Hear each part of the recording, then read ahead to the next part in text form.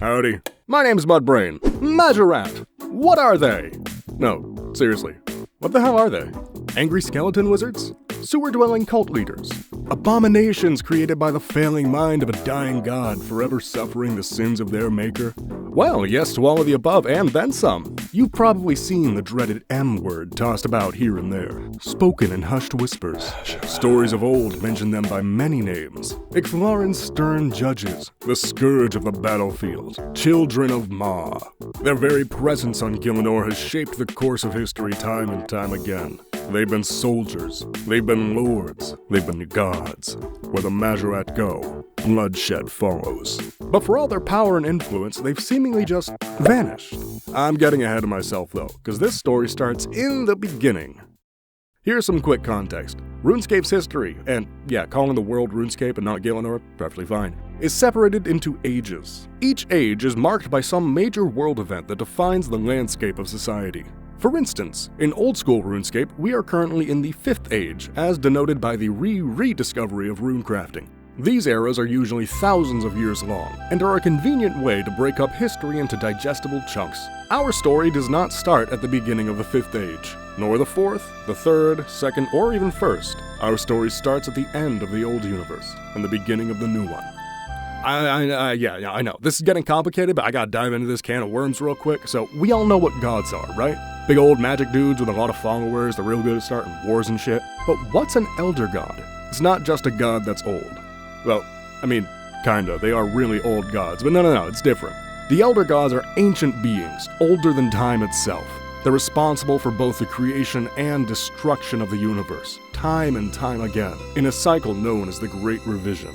And yes, this does mean that they'll eventually return to end all that we know, devouring the very fabric of existence to rewrite it once more in their twisted image, but that's for another video. For now, let's focus on the most recent revision, our universe. And hell, let's narrow it down a little more. There's 5 elder gods: Jazz, Fung, Wen, Bik, and Ma. But it's only Ma that we're interested in today. When Ma hatched from her egg in this revision, something had gone wrong. She emerged slow and deformed, a shadow of her former glory.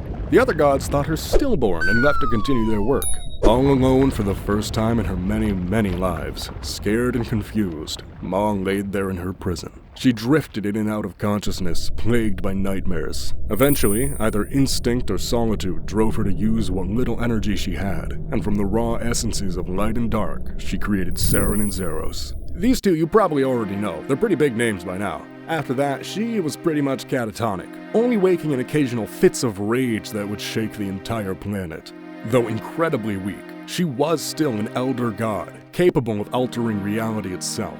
Her dreams manifested as life on the planet around her, intelligent and powerful beings, capable of logic and reason. They gathered into tribes and created societies, populating the hellscape that they named Freneskae. The dreams of Ma separated themselves into 4 tribes, adhering to different beliefs and cultures, but all being of the same race. These 4 tribes were the Shelon Ma, the Mahjarrat, the Mahjarrat, and the Mahjarrat.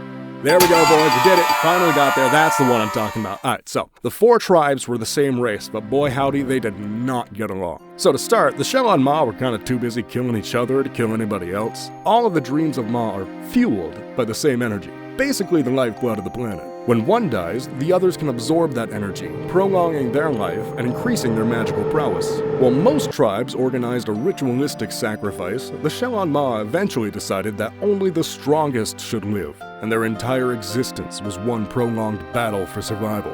Their conflict eventually grew to a civil war that could be seen raging across the horizon for weeks on end, demolishing the population until only one remained.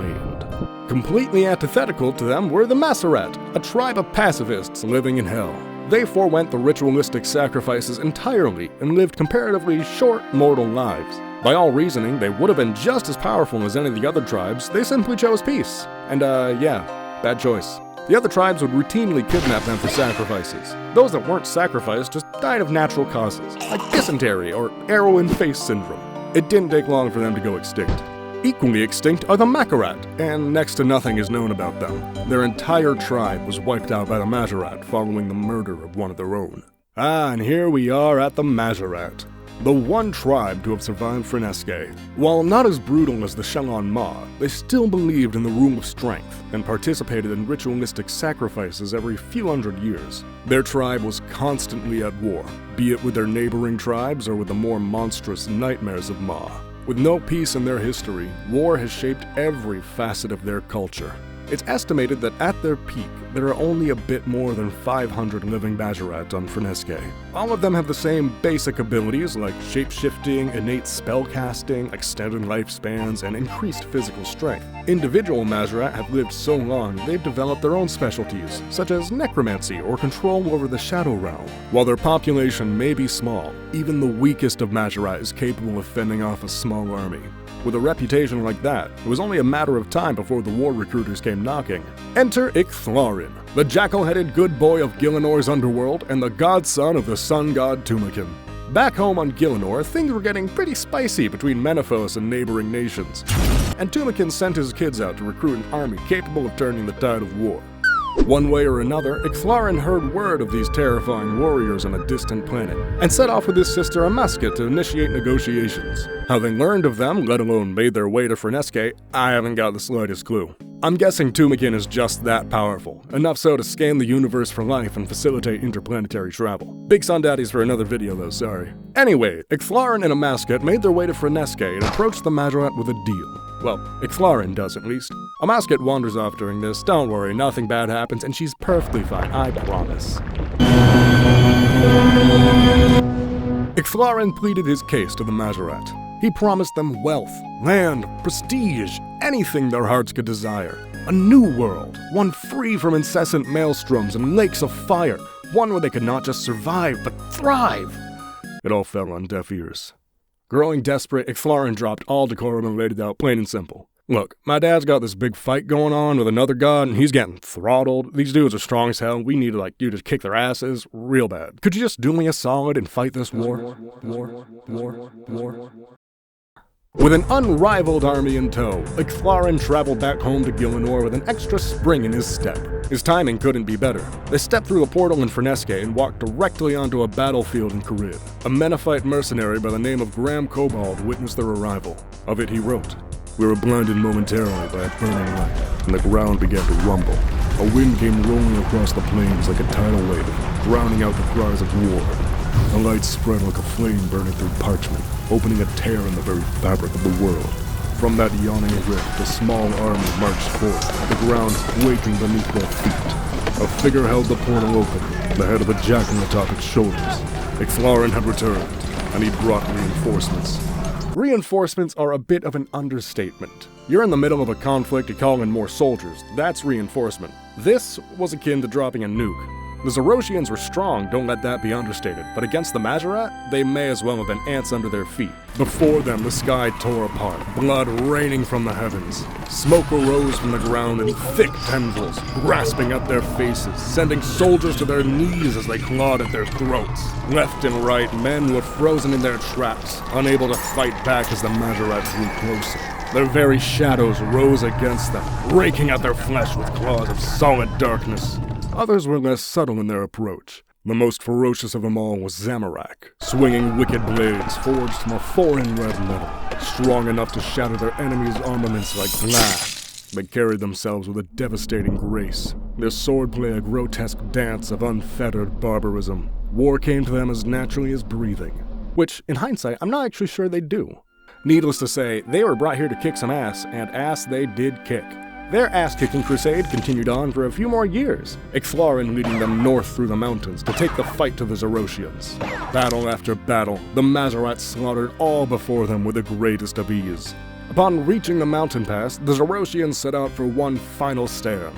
From their position, they held the high ground, and the Menaphites would have to funnel in and up the mountain pass. It'd be easy for the Zerosians to rain down arrows and take the advantage. Of course, the Mahjarrat wiped the floor with them. With the Zerosians soundly routed and the majority of the Koridian lands reclaimed, Eight announced they had finally won. Their war was over. The Menaphites all around cheered, knowing they could finally go back home and live a normal life. The Mahjarrat, however, this was their life. They came to Gielinor not for peace and calm, but more warfare. Without it, they simply don't know what to do. Some were upset, some were confused, but Most of them were just lost. One Mahjarrat in particular took personal offense, a Mahjarrat by the name of Sliske. For context, Ixlarin is a god of the underworld. Technically his sister is as well, but she's kinda, you know. Ixlarin's job is to shepherd souls to the underworld, making sure they get to their respective afterlives. But Sliske here, he is not too fond of that whole deal. See, Sliske is a bit of a collector. Some people collect stamps, some people collect trading cards. I collect goblin books and mud pies. If you ever see me at the Grand Exchange, please give me goblin books and mud pies. I will pay you. Sliske though, Sliske collects souls, damned to eternal servitude. Puppets for him to play with as he sees fit. Throughout the years of war, he had been harvesting the souls of Zerosians, creating an army of wights that fought alongside the Menophites. Ixlarin turned a blind eye to this for the time being, but when the war was over, he couldn't keep ignoring his duty. First he asked, then he demanded, but Sliske refused to relinquish his prize. And so, with a swipe of his hand, Ixlarin released them all at once. A torrent of souls flooded forth, and Sliske's army was no more. He narrowed his eyes at Ixlarin and grinned, then vanished. It's not quite known where Sliske went afterward, but Ixlarin never heard from him again. The Mahjarrat were all given riches and titles befitting their role in the war, though it did little to placate them. They had fulfilled their duty to Ixlarin and Kamakeen, relinquishing them of any responsibilities and essentially making them ordinary Menophites, albeit upper class. Yet, with no oaths binding them, they simply began to trickle out of Menaphos. One by one, Ixlarin's stern judges abandoned the Golden City. Only a handful remained. As it turned out, when Sliske had his little pouty fit and stormed off, he ran right into Big Purple himself. Sliske, ever the diplomat, struck up a conversation with his former enemy. The two sat down for a cup of tea and had a nice chat, you know? Really got to know each other. It was clear the two shared a connection. Not in that way. Well, at least I don't think so. Nothing in the lore indicates it, but nothing disproves it either, so go nuts. No, they're connected on a deeper level. Zeros had no prior knowledge of the Mahjarrat. He left Freneskae well before Ma dreamt them up. In his years of pitting his armies against them, he'd never actually witnessed one personally. Hell, he never even heard their true names, only being referred to as the Stern Judges or Faceless Ones. However, the moment Sliske drew near, he could sense a familiar energy, one he hadn't felt in millennia. It was the very essence that made up his own being, the soul of the elder god Ma. At least, a tiny fraction of it. Nowhere near as much energy as he contained, but definitely the same stuff. In a way that kinda made them family, which made Sliske's proposition all that much more reasonable. He wanted to work with Zeros. In fact, he had a feeling that most of the Mahjarrat wanted to work with Zeros. Before he knew it, there were Mahjarrat lining up around the block, just waiting for their proverbial tea party.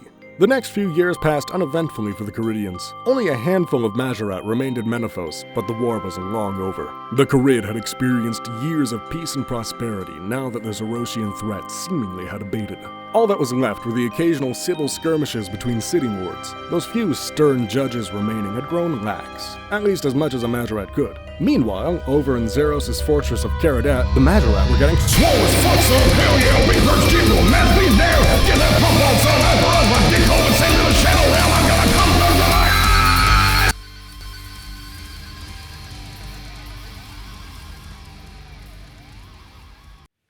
Howdy, my name's Mudbrain. Probably not used to seeing me without the goblin mask on, unless you're one of the few people who've stopped by my live streams, in which case, you're probably not used to seeing me in a higher resolution. My webcam's terrible. Anyways, thanks for stopping by, thanks for watching the video, sorry I take so long. My health isn't good. That's a story for another time. I'll make a video on that at some point.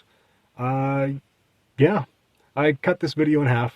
This is not the first time I've done that. However, I hope this is the first time where I'll actually make the second half. So, stay tuned. Part 2, eventually. Hopefully for real, unlike with the next video, in which case... Yeah, well, thanks for sticking around. I just stabbed myself in the ear with my fingernail. You would not believe how painful that was. I'm gonna go make sure I'm not bleeding. Thanks, have a nice day. Say hello to your grandmother for me.